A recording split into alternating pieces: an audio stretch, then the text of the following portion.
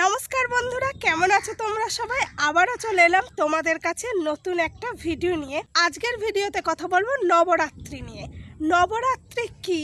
নবরাত্রিতে দেবীর কোন 9টা রূপের পুজো করা হয়, দেবী এই 9টা রূপে কিভাবে পূজিত হন এবং এই 9 দিন দেবীকে কোন 9 রকমের প্রসাদ প্রদান করা হয়।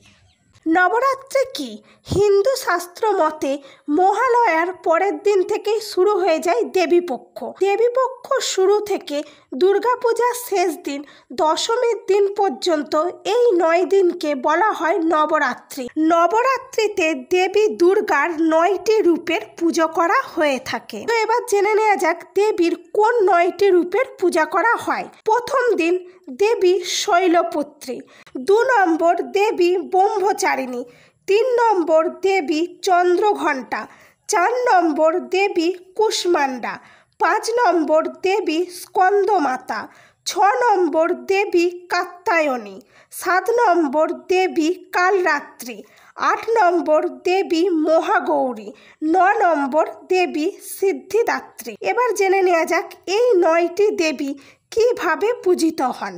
শৈলপুত্রী দেবী পূজিত হন পর্বতরাজ হিমালয়ের কন্যা হিসাবে এবং দেবীর বিশুদ্ধ রূপ হিসাবে। ব্রহ্মচারিণী দেবী, এই দেবী পূজিত হন দেবীর প্রথম রূপ ব্রহ্মচারিণী হিসাবে। চন্দ্রঘণ্টা দেবী পূজিত হন একটি ঘণ্টা বা ঘণ্টা আকৃতির অলঙ্কার দ্বারা শোভিত হয়ে।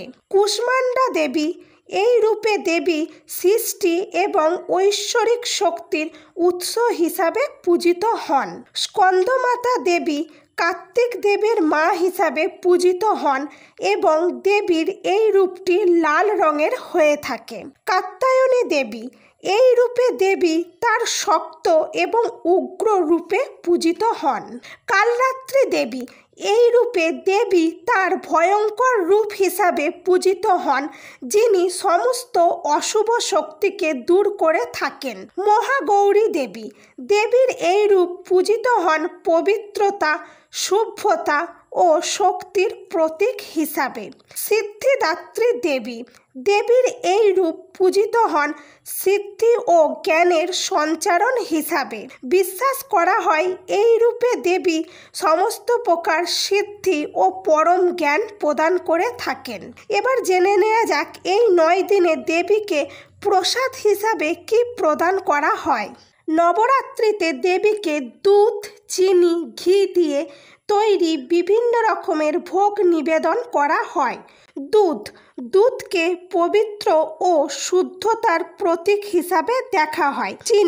চিনি ও মিষ্টি জাতীয় প্রসাদ দেবীর প্রতি ভক্তি ও আনন্দ প্রকাশের মাধ্যম।